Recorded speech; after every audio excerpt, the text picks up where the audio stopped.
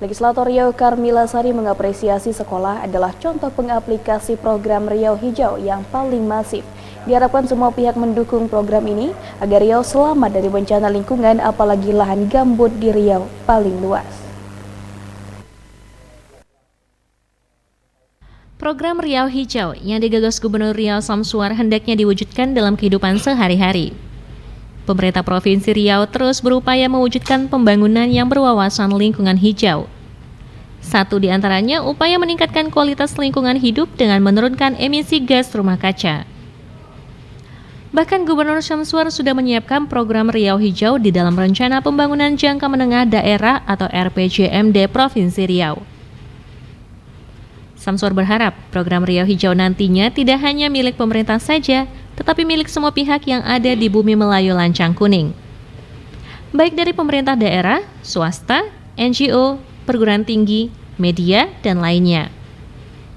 Ini agar Riau selamat dari bencana yang tidak diharapkan, apalagi Riau paling luas lahan gambutnya. Legislator Riau Karmila Sari mengatakan, sekolah adalah contoh pengaplikasi program Riau Hijau yang paling masif. Selain itu juga ada penghargaan bagi sekolah yang dinilai paling sukses. Institusi pemerintahan yang lain bisa mencontoh gerakan peduli lingkungan dari sekolah ini. Ya. Kenapa? Kan kalau untuk lingkungan hidup itu erat kaitannya misalnya lebih ke kalau bilang anak-anak yang sekolah lah, dari TK, SD, SMP, SMA ya, untuk yang seperti itu.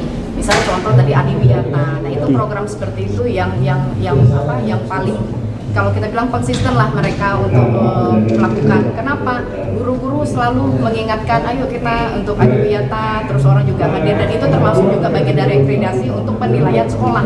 Jadi sesuatu kalau tidak ada manfaatnya, tidak ada efek ke depannya, membuat orang lengah. Karena inti dari kegiatan ini adalah berkesinambungan. Riau Hijau tidak akan berfungsi kalau hanya 1-2 tahun seperti tadi yang disampaikan, tapi sudah ada misalnya Perda Riau Siak Hijau dan lain-lain. Tapi yang disampaikan kalau dia tidak konsisten, hanya semangat di awal, ya hasilnya juga kurang kelihatan. Nah inilah artinya kesadaran ini harus dimunculkan. Contoh salah satu pemerintah, bantuan keuangan khusus ini yang tadi saya sampaikan, porsinya itu ditambah untuk Riau Hijau. Nah apa mereka bila berhasil tidak hanya dalam bentuk penghargaan seperti piala atau mungkin sertifikat, itu harus juga untuk meningkatkan, diberikan anggaran lebih untuk desa yang sudah berhasil menempatkan porsi-porsi yang diharapkan oleh pemerintah untuk program-program bagaimana visi-misi gubernur, visi-misi Riau ini, baik itu RPJMD, JMD, dan jangka panjang itu bisa berhasil. Dan kita memberikan apresiasi itu dalam bentuk anggaran. Nah dengan demikian nanti yang lain akan pasti mengikut, karena bukan apa-apa, setiap anggaran pasti ada pertanggungjawaban.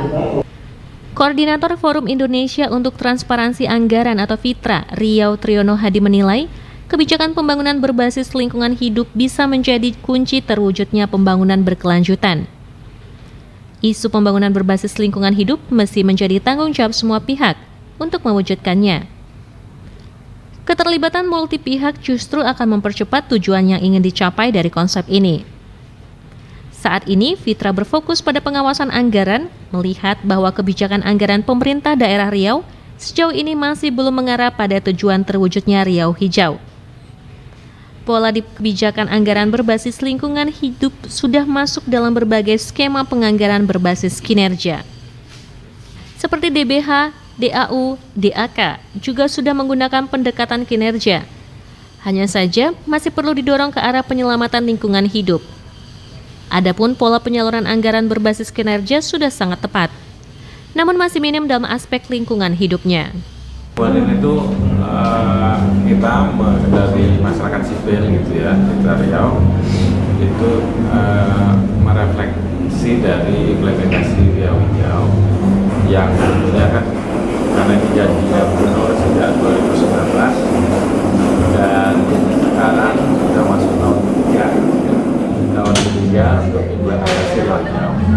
Nah, tahun yang lalu itu diterbitkan Perpu nomor 9 tahun 2021, sehingga saat ini menjadi kayak semacam momok bagi seluruh stakeholder, ada pemerintah, ada masyarakat, sama privat sektor untuk bersinergi. Jadi merefleksikan dari apa yang telah dilakukan, kemudian merancang atau menyusun apa yang kemudian harus masukan dari semua stakeholder itu. Itu sih tujuan utama dari diskusi. Harapan kita Bang Nah, dengan harapannya pertemuan ini? Komitmen Rio Hijau itu bukan hanya menjadi komitmen yang kebijakan saja ya, tapi memang harus diimplementasikan secara real untuk peningkatan ekonomi, peningkatan sosial, dan peningkatan lingkungan hidup, peningkatan kualitas lingkungan hidup. Nah, salah satunya adalah bagaimana daerah itu, misalnya contoh sekarang ada isu masyarakat adat, itu masyarakat adat itu menjadi bagian dari Rio Hijau, harus diimplementasikan.